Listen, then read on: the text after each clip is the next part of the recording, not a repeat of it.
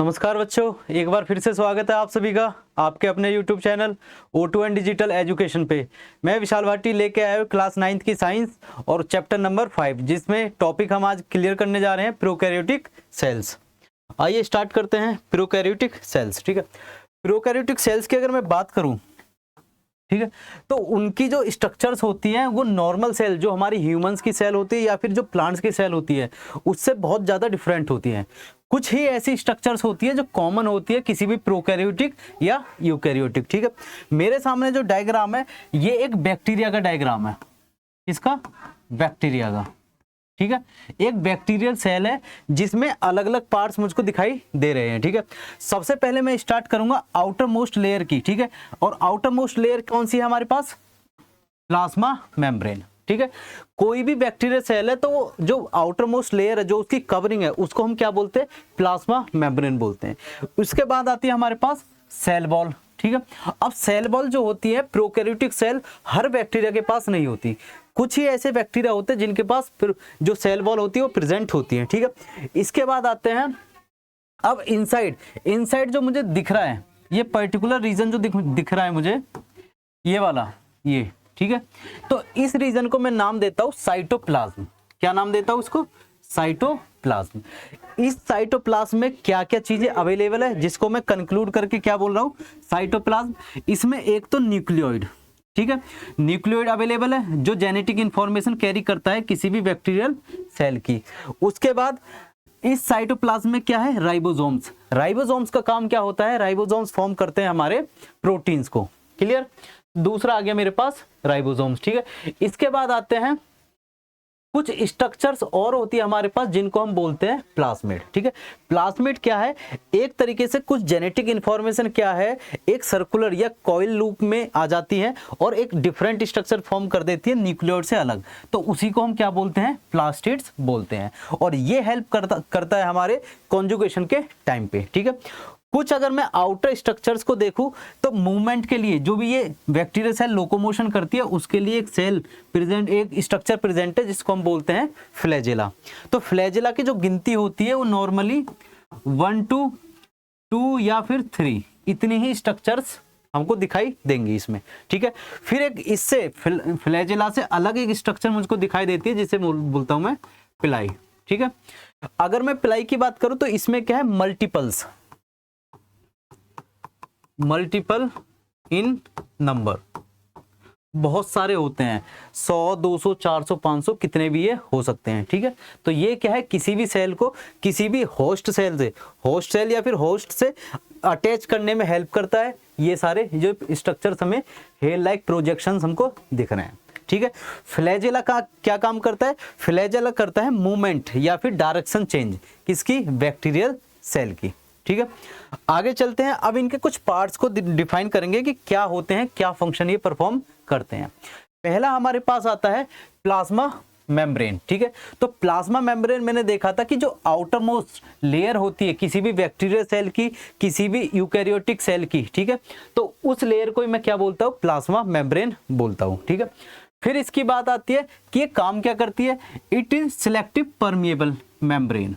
ठीक है, मतलब कि ये जो मेम्ब्रेन है मेरे पास, इससे क्या है? कुछ ही चीजें, सिलेक्टिव चीजें ही क्या है? आर पार जा सकती है, ये रे। ठीक है, तो सेल के अंदर किसी चीज को जाना है, तो ये सिलेक्टिव परमिएबल मेम्ब्रेन जो है, जिसे हम प्लाज्मा मेम्ब्रेन बोल रहे हैं, यही उसको अलाउ करेगी कि कौन सी चीज अंदर जाएगी, कौन सी चीज अंदर नहीं जाएगी। तो इसलिए हम इसका नाम क्या बोल रहे हैं? Selective permeable membrane. क्लियर है? दूसरी चीज, ये हमको जो भी हमारी सेल होती है उनको प्रोटेक्ट करके रखता है दूसरे माइक्रो ऑर्गेनिज्म से भी। ठीक है, कि कोई भी ऑर्गेनिज्म है, उसका साइज बड़ा है या कैसा ही है, तो ये प्लाज्मा मेम्ब्रेन क्या है? उसको अंदर ही नहीं जाने देगी सेल के अंदर। और जब ये माइक्रो ऑर्गेनिज्म अंदर सेल के नहीं जाएगा तो क्या है? सेल उसको अपने आप को प्रोटेक्ट कर लेगी। ठीक है, अगला आता है it helps in diffusion and osmosis. ठीक है, दो डिफरेंट टाइप के प्रोसीजर जिसमें क्या है? ट्रांसफर ऑफ गैसेस बोल सकते हैं या मिनरल्स बोल सकते हैं या आयंस बोल सकते हैं, होता है। ठीक है, कौन से? डिफ्यूजन से और ऑस्मोसिस से। इसे देखते हैं क्या होता है डिफ्यूजन। ठीक है, तो डिफ्यूजन की अगर मैं बात करूं तो डिफ्यूजन क्या होता है, movement of substances from high concentration to low concentration. मान लो दो चीजें हैं हमारे पास, ये कोई दो बीकर हो गया हमारे पास, ठीक है, इसमें क्या है लिक्विड फिल है पूरा कंप्लीट, और इसमें क्या है थोड़ा बहुत अमाउंट है लिक्विड का, ठीक है। अगर मैं इन दोनों को क्या कर दूं, कनेक्ट कर दूं, ठीक है, एक पाइप से दोनों को कनेक्ट कर दूं, तो ये बेसिक सी चीज है जिसमें कंसंट्रेशन ज्यादा होगी, इसकी कंसंट्रेशन ज्यादा है तो ये किधर की तरफ फ्लो करेगा, ये हमेशा फ्लो करेगा लो कंसंट्रेशन वाले की तरफ, ठीक है। तो इसी को मैं क्या बोल रहा हूं, डिफ्यूजन प्रोसेस। क्लियर है। और इसके अगर एग्जांपल देखूं मैं सेल्स में, तो एक्सचेंज ऑफ गैसेस जैसे कि कार्बन डाइऑक्साइड और ऑक्सीजन, ठीक है, जो भी हमारी कार्बन डाइऑक्साइड होती है, जो भी हमारी ऑक्सीजन होती है, वो सेल से क्या है एक्सचेंज करी जाती है, जो ब्लड कैरी करके लेके जाता है, ठीक है। तो वो किसका एग्जांपल है, हमारा डिफ्यूजन का एग्जांपल है। क्लियर। अगला आता है मेरे पास ऑस्मोसिस, ठीक है। तो ऑस्मोसिस क्या है, it is the passage of water from the region of higher concentration to the region of low concentration of water, ये रहा, ठीक है। जो प्लाज्मा मेम्ब्रेन के सेल के, या बोल सकते हैं सेल के इन या फिर आउट, जो भी मूवमेंट्स हो रही है किसके बेसिस पे हो रही है, हाई कंसंट्रेशन के या लो कंसंट्रेशन के बेसिस पे हो रही है, कि एक जगह कंसंट्रेशन हाई है दूसरी जगह कम है, ठीक है। तो हाई से क्या है लो की तरफ मूव करेगा वाटर, तो इसी को मैं क्या बोल रहा हूं, ऑस्मोसिस। क्लियर है। तो ये हो गया हमारा ऑस्मोसिस। फिर प्लाज्मा मेम्ब्रेन के अगर मैं स्ट्रक्चर देखूं तो स्ट्रक्चर उसकी कुछ इस तरीके से है, ये स्ट्रक्चर है, इसको बोलते हैं फ्लूइड मोज़ेक मॉडल। क्या बोलते हैं, फ्लूइड मोज़ेक मॉडल, ठीक है। ये दो साइंटिस्ट थे हमारे पास, Singer and Nicolson, Singer and Nicolson, ठीक है। बहुत सारे मॉडल्स दिए गए थे प्लाज्मा मेम्ब्रेन के regarding, but at the end क्या हुआ, सिंगल और निकलसन का जो फ्लूइड मोज़ेक मॉडल था वही सबसे ज्यादा सक्सेसफुल था। अब इसमें क्या है कि इसमें दो लेयर्स हैं, एक तो हमें ये स्ट्रक्चर दिख रही है और एक ये स्ट्रक्चर दिख रही है, ठीक है। तो दो क्या है फैट की लेयर्स हैं जो एक दूसरे के ऊपर रखी हुई हैं, ठीक है। और इनके बीच में ये जो पार्ट्स हमको दिख रहे हैं, ये वाले पार्ट जो हमको दिख रहे हैं, ये क्या है हमारे पास प्रोटीन्स है, ठीक है। तो ये जो लिपिड्स की, फैट को ही हम क्या बोलते हैं, लिपिड्स बोलते हैं। तो लिपिड की क्या है यहाँ पे दो लेयर्स है, तो इसको हम नाम दे रहे हैं by layer, by layer of lipid, ठीक है जी। तो ये एक लेयर, ये दूसरी लेयर, तो इन दोनों लेयर को कंबाइनली हम क्या बोल रहे हैं, बाई लेयर ऑफ लिपिड्स, कि लिपिड्स की हमारे पास दो लेयर है और उनके बीच में क्या है, ये प्रोटीन्स अवेलेबल है, ठीक है। इन प्रोटीन्स की मदद से ही क्या है कि सेल के अंदर या सेल के बाहर कोई भी चीज जानी है, ट्रांसपोर्ट होनी है, तो यही प्रोटीन्स उनको ट्रांसपोर्ट कराते हैं, या तो अंदर जाएगी वो या फिर वो बाहर जाएगी, ठीक है। तो यही था हमारा फ्लूइड मोज़ेक मॉडल। नेक्स्ट आता है हमारे पास अब है सॉल्यूशंस, ठीक है। हमने देखा ऑस्मोसिस होती है, वाटर की कंसंट्रेशन कहीं पे ज्यादा होगी कहीं पे कम होगी, ठीक है। अब वो तीन कंडीशंस हो सकती है किसी भी मीडियम में। कोई भी मैंने क्या करा, एक मीडियम सजेस्ट कर लिया, इसमें क्या है लिक्विड फिल कर दिया मैंने, मान लो वाटर है, ठीक है। इसमें किसी भी सेल को मैं लेके आया, ये रख दी मैंने कोई सेल, ठीक है। अगर मैं बात करता हूं कि सेल के अंदर भी कुछ वाटर होगा और सेल के चारों तरफ जो है, ये जो चारों तरफ है ये भी क्या है वाटर है, तो इनकी कंसंट्रेशन हम देखेंगे किस बेसिस पे, देखो इफ द मीडियम सराउंडिंग, ठीक है, किसके सराउंडिंग, सेल की जो सराउंडिंग है उसका जो मीडियम है उसमें हायर वाटर कंसंट्रेशन है, किसके कंपैरिजन के, अगर सेल के अंदर और सेल के बाहर अगर मैं देखूं, ठीक है, तो सेल के बाहर क्या है वाटर की कंसंट्रेशन क्या होगी ज्यादा, वाटर क्या हो गया ज्यादा, कहां पे आउटसाइड दी सेल, और सेल के अंदर क्या है वाटर की कंसंट्रेशन कम। तो वाटर हमेशा किधर की तरफ मूव करेगा, वाटर हमेशा अंदर की तरफ मूव करेगा, इस सेल के अंदर, ठीक है। तो इस कंडीशन में ये जो सॉल्यूशन है, जो बाहर का सॉल्यूशन है, इसको मैं क्या बोलूंगा, हाइपोटोनिक सॉल्यूशन, ठीक है। ऐसा सॉल्यूशन जिसमें वाटर की कंसंट्रेशन क्या है ज्यादा है। तो इस कंडीशन में क्या होता है, सेल पानी को क्या कर लेगी, एब्जॉर्ब कर लेगी एक तरीके से, और अपनी साइज को क्या है इंक्रीज कर देगी, ठीक है। नेक्स्ट आता है हमारे पास आइसोटोनिक सॉल्यूशन, कि आइसोटोनिक सॉल्यूशन में क्या होता है, सेल के अंदर जो वाटर की कंसंट्रेशन है और सेल के बाहर जो सराउंडिंग है उसकी, ठीक है, उसमें जो वाटर की कंसंट्रेशन है वो दोनों क्या होगी, सेम होगी, ठीक है। तो उस सॉल्यूशन को मैं क्या बोलूंगा, आइसोटोनिक सॉल्यूशन। क्लियर है। और इसमें क्या होता है, इस टाइम पे जो भी सेल है जितना अमाउंट वो वाटर का बाहर एक्सपेल करेगी उतना ही अमाउंट क्या है, एंटर करेगा अंदर, ठीक है। उतना ही पानी अंदर मूव करेगा और जितना अंदर मूव किया है उतना ही पानी क्या है, बाहर एग्जिट कर जाएगा। तो ये हमारे पास क्या है, आइसोटोनिक सॉल्यूशन। लास्ट आता है हमारे पास हाइपरटोनिक सॉल्यूशन। तो हाइपरटोनिक सॉल्यूशन कुछ इस तरीके से है कि सेल में जो वाटर की कंसंट्रेशन है वो क्या होगी, बहुत ज्यादा होगी as compare to the water concentration nearby, ठीक है। जो सेल के सराउंडिंग में जो कंसंट्रेशन है वाटर की वो वहां पे कम होगी और सेल के अंदर जो कंसंट्रेशन है वाटर की वो वहां पे ज्यादा होगी। तो वाटर कहां पे फ्लो करेगा, किधर की तरफ मूव करेगा, वाटर हमेशा मूव करेगा इस कंडीशन में सेल के बाहर की तरफ, इस तरीके से, ठीक है। तो इस कंडीशन में सेल क्या कर जाएगी, श्रिंक कर जाएगी, ठीक है जी। तो यहां पे क्या है, सेल पिचक जाएगी, साइज में छोटी हो जाएगी। यहां पे क्या हो रहा था, सेल एनलार्ज हो रही थी, सेल एनलार्ज। क्लियर है। तो ये तीन तरीके के हमने सॉल्यूशंस देखे। आगे चलते हैं।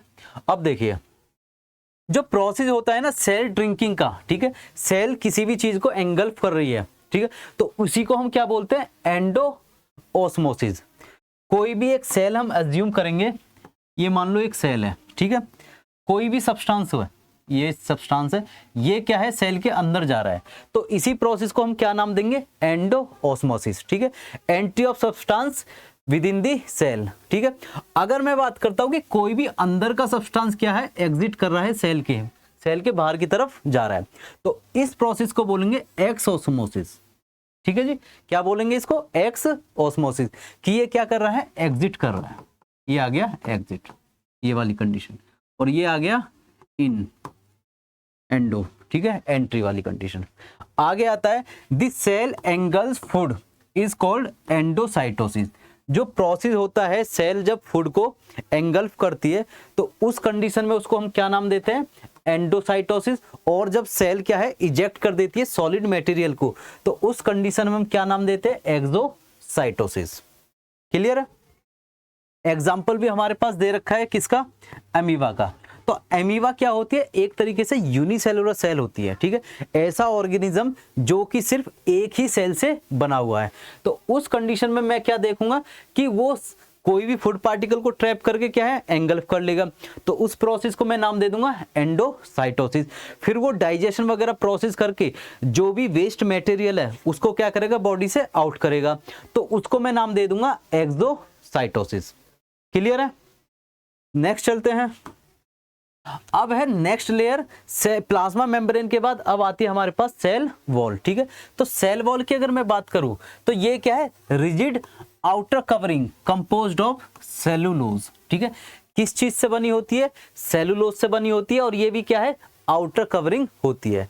अगर मैं सेल वॉल की बात करूं कि कहां पे प्रेजेंट होगी, तो सेल वॉल हमें बेसिकली कहां पे देखने को मिलती है, प्लांट सेल में,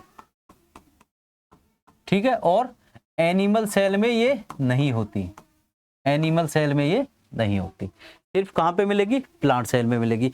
कुछ यूनिसेलुलर ऑर्गेनिजम्स भी है जिनके पास सेल वॉल होती है, ठीक है। आगे चलते हैं। It provide structural strength to plant cell. ये प्लांट सेल में मिलती है और उसको क्या क्या प्रोवाइड करती है, स्ट्रेंथ प्रोवाइड करती है, मजबूती प्रोवाइड करती है। आगे when a living cell lose water there is a shrinking of content of a cell away from the cell wall, ठीक है। अगर कोई भी सेल जिसमें सेल वॉल है, कोई भी सेल क्या कर रही है, वाटर लॉस्ट कर रही है, इस तरीके से वाटर उसने लॉस्ट कर दिया, ठीक है, तो उसकी शेप क्या है, सेल वॉल तो वहां पे ही फिक्स है, ठीक है।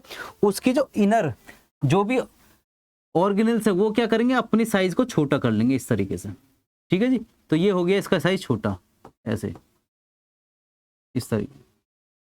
क्लियर है। तो ये होगी श्रिंकिंग, और इस प्रोसेस को हम क्या बोलते हैं, प्लाज्मोलाइसिस।